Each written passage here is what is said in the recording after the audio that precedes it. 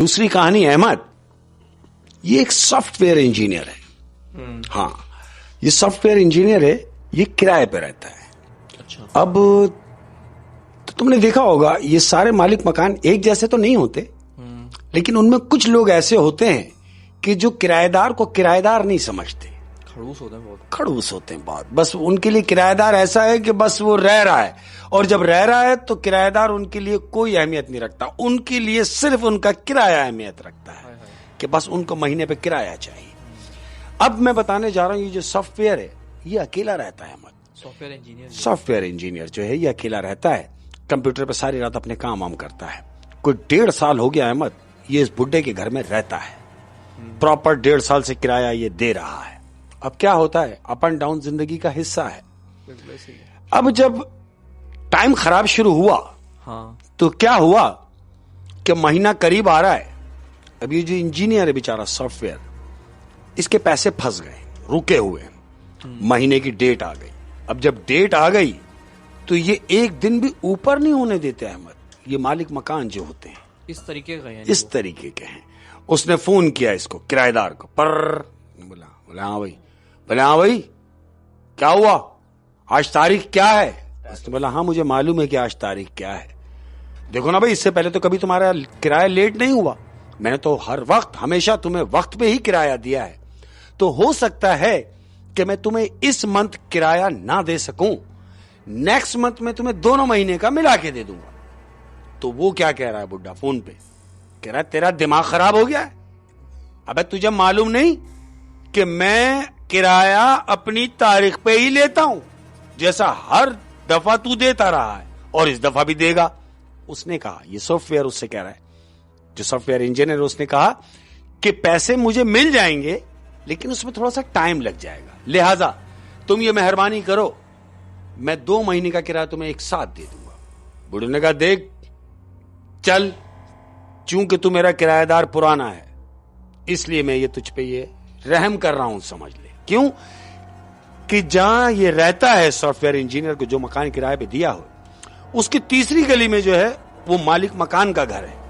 ये इसने अपना एक घर इनको यहां किराए पे दिया हुआ है, ये इंजीनियर को। वक्त गुजर रहा है अहमद, वक्त गुजरता चला गया, लेकिन पैसे की आमद नहीं हो रही। ये बेचारा रात भर अपने काम में लगा रहता है। अब क्या हुआ कि दूसरा महीना करीब आ रहा है। अब जैसे जैसे दिन करीब आ रहे हैं, इसको ये ख्याल आ रहा है कि मेरा मालिक मकान जो है बहुत बेइज्जत करेगा मुझे, और मैं हो सकता है जो हालात चल रहे हैं, मुझे ऐसा लगता है कि मैं शायद इस महीने भी किराया दे नहीं सकूंगा। जब मैं इस महीने भी नहीं दे सकूंगा तो 2 महीने का किराया कहां से करूंगा। ये यही सोच रहा है। ऐसा ही होता है अहमद, दिन गुजरते गए और दूसरा महीना भी आ गया। अब जब दूसरा महीना आ गया तो ये बुड्ढा जो है, जो मालिक मकान है, ये इसके घर पर आया हुआ है। अच्छा, तो फोन नहीं किया घर पे? फोन नहीं किया, दूसरा महीना हो गया ना, उसने फोन करना मुनासिब ही नहीं समझा। अपनी डेट पर इसके दरवाजे पर आया हुआ है। बेल बजाई, बेल बजी, ये बाहर निकला। बाहर निकलते ही बजाय इसके कि सलाम दुआ होती दोनों में, कोई सलाम दुआ नहीं हुई। मालिक मकान होते हुए उसने उससे कहा कि भाई मैं तो टाइम पे आया हूं ना, आज दूसरा महीना कंप्लीट है, तो तू मुझे 2 महीने का किराया एक साथ देगा आज, तो लाओ देओ। इसने कहा अरे भाई आए हैं, अंदर आए, मैं आपको चाय वाय पिलाता हूं, बैठ के पानी वानी पिए बैठकर, फिर बैठ के बात करते। तो वो कह रहा है मालिक मकान, अबे बात क्या करते हैं, मैंने तुझसे कोई रिश्तेदारी थोड़ी करनी है, मेरा किराया दे और मैं जाऊं। इसने कहा कि किराया तो मैं आपको दूंगा, लेकिन हो सकता है कि 2-4 दिन और ऊपर हो जाएं। तो जानते हो मालिक मकान क्या कह रहा है? कह रहा है 2-4 दिन ऊपर क्यों हो जाएंगे? अबे तेरे बाप का मकान है जो 2-4 दिन ऊपर हो जाएंगे? तो जो किराएदार है उसने कहा देखो, तमीज के दायरे में मैं किराएदार जरूर हूं, लेकिन आप अगर मेरे बाप तक पहुंचेंगे तो ये अच्छी बात ना होगी। तो मालिक मकान कह रहा है अबे अगर आज मुझे किराया नहीं मिला तो मैं तेरे पूरे खानदान तक पहुंचूंगा। अब चूंकि किराएदार तो है, लेकिन अपनी अपनी इज्जत नफ्स भी होती है अहमद। मालिक मकान से वो किराएदार बोल रहा है कि देखो मैं तुम्हें मना कर रहा हूं कि आप मुझसे बदतमीजी ना करो। वो कहता है बदतमीजी की बात ना कर, अगर तूने मुझे अभी किराया ना दिया तो मैं तेरा सामान उठा के बाहर फेंक दूंगा। उसने कहा, देखो महल्ले वाले जमा होना शुरू हो गए, आप कोई ऐसा काम ना करो कि मेरी इज्जत का तमाशा हो जाए।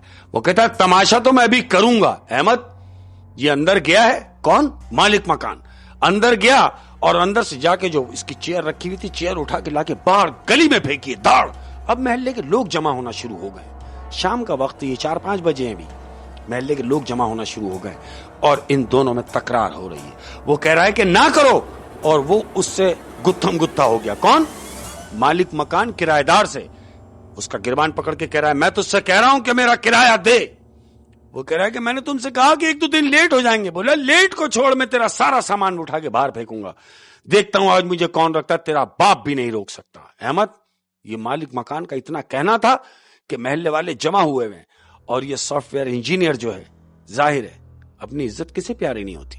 जब वो मालिक मकान हद से तजाविज कर गया तो ये किराएदार ने गुस्से में आके उसे चमाट मार दिया। मालिक मकान को चमाट मार दिया। बर्दाश्त करते करते करते जब उससे बर्दाश्त ना हुआ तो उसने उसे चमाट मार दिया।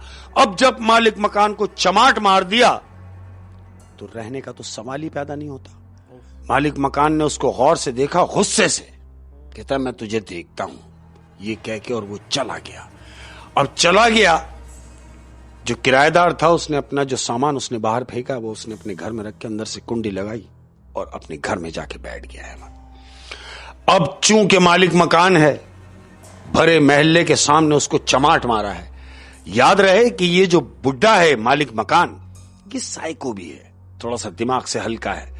इसके दिमाग में तरह तरह के ख्यालात आ रहे हैं मालिक मकान के, कि पूरे महल्ले के सामने इसने मेरी इज्जत का जनाजा निकाला है, मुझे चमाट मारा है, मुझे अब किराया तो नहीं चाहिए। ये अपने आप से बात कर रहा है कि मुझे किराया तो नहीं चाहिए, मैं अब इस चमाट का बदला लूंगा। अपने आप से बात करते हुए कह रहा है, मैं इसका इंतकाम लूंगा, बदला लूंगा। और किस तरह? कि मैं इसे जिंदा नहीं छोड़ूंगा। अपने आप से बात कर रहा है। उसका दिमाग मतलब इस हद तक चला गया है वो कि मैं इसकी जान ले लूंगा।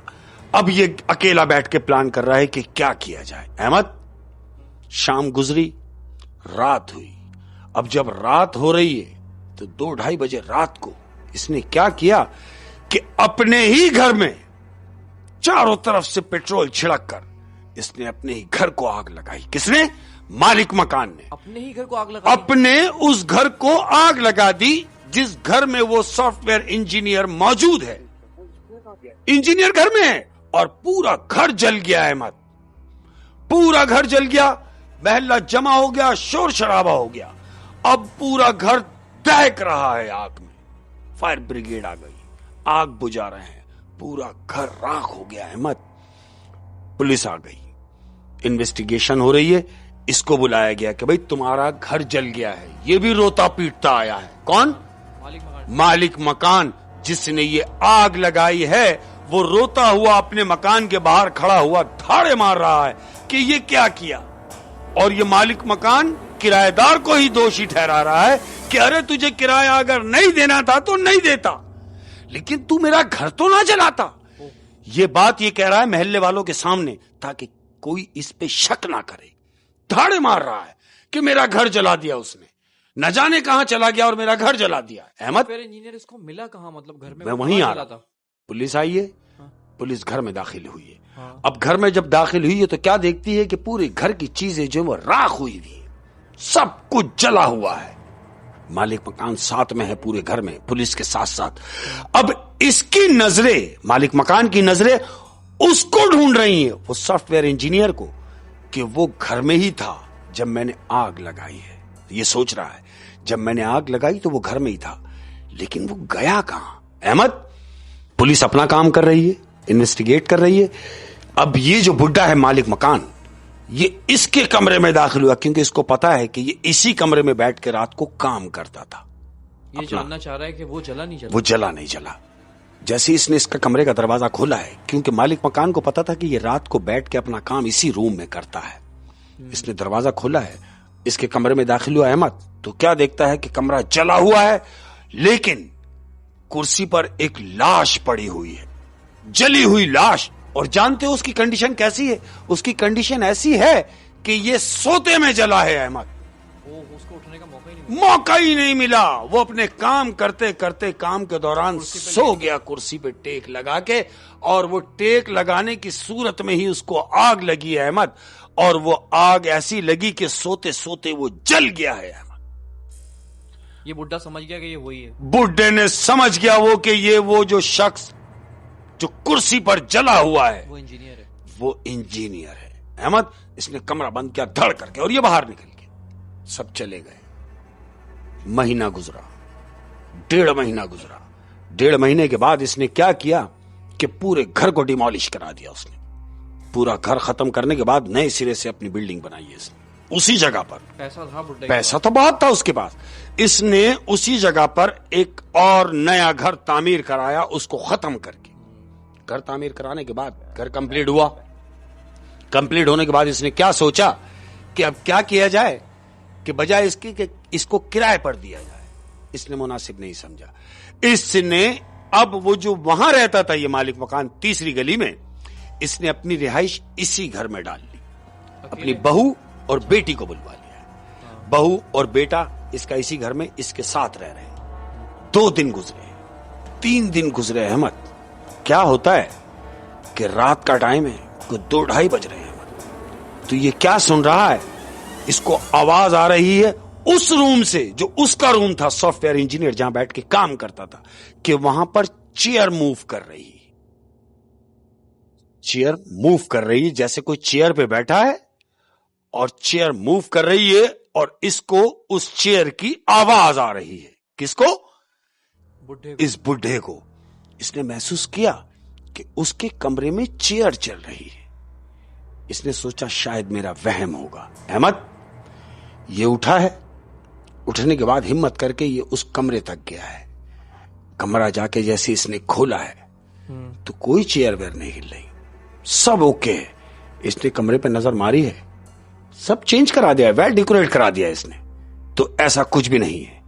ये वापस अपनी कमरे में गया है। कमरे में जाके बैठ गया है अहमद। बैठा और ये सोच रहा है कि चेयर की आवाज तो मुझे आई है, हो सकता है मेरा वहम हो।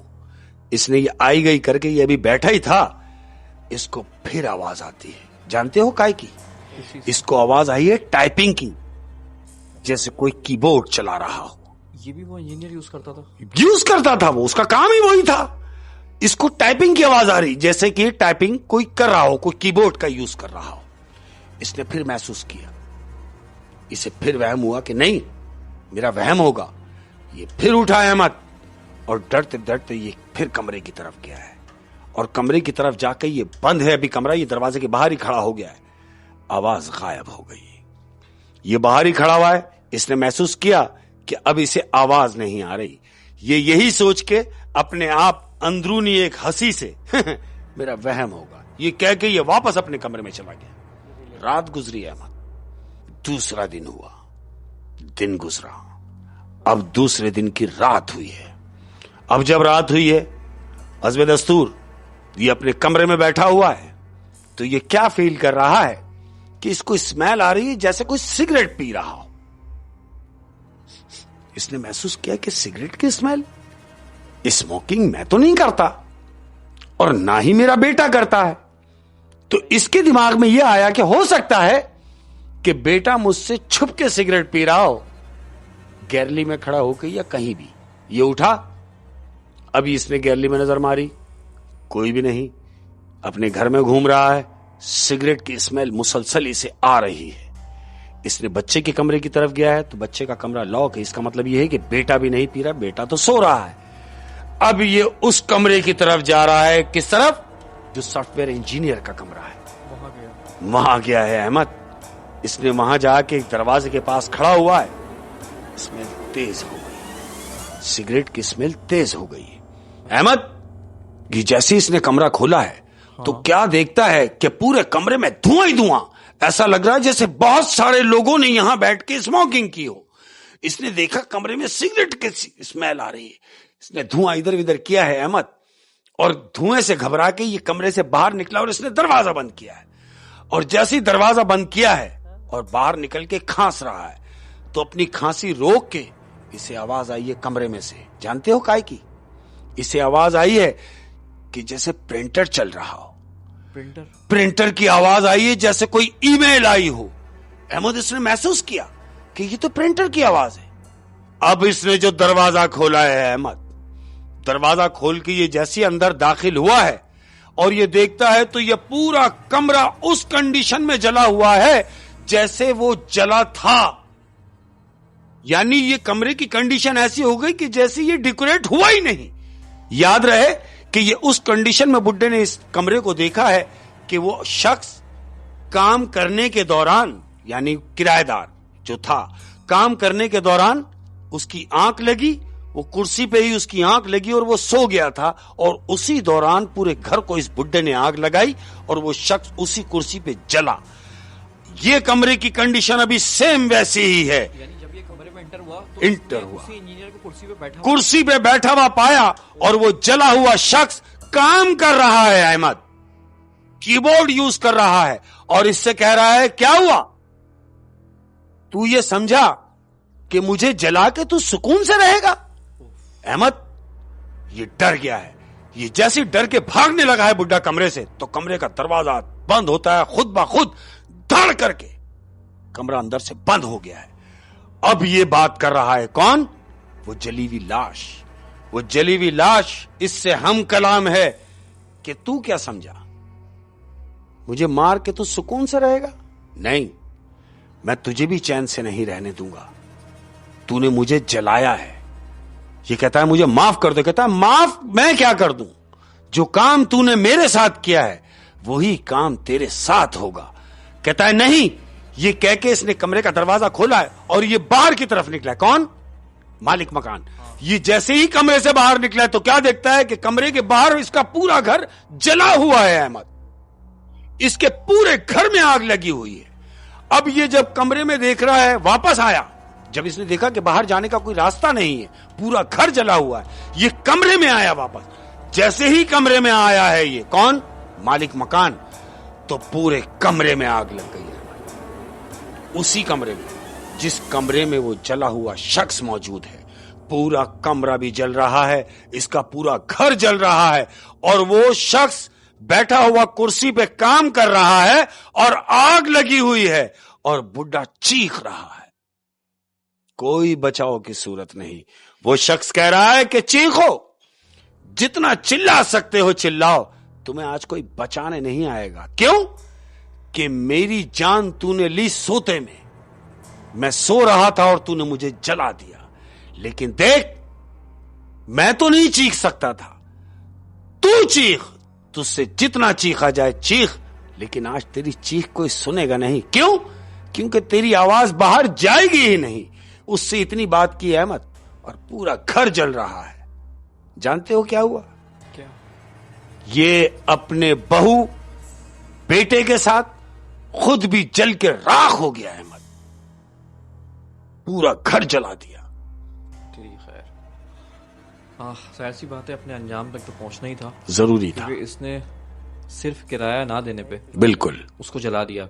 जबकि ये वेल सेटल्ड आदमी था, पैसे की इसको कमी नहीं कोई कमी नहीं थी। वो एक दिमागी तवाज़ुन हवस, ये हवस, पैसे की हवस बड़ी खराब। हवस और इसकी वजह से इसने जो गलती की, उसकी वजह से उसकी बहू और बेटों को भी सजा भुगतनी पड़ी। क्यों? कि उनकी जान जाया हुई। उनको क्या पता था कि बाप ने क्या अमाल किए हुए। हंसता बसता कर खत्म हो आग की गया। नजर हो। बिल्कुल। हाय, बहुत ही इंटरेस्टिंग कहानी थी।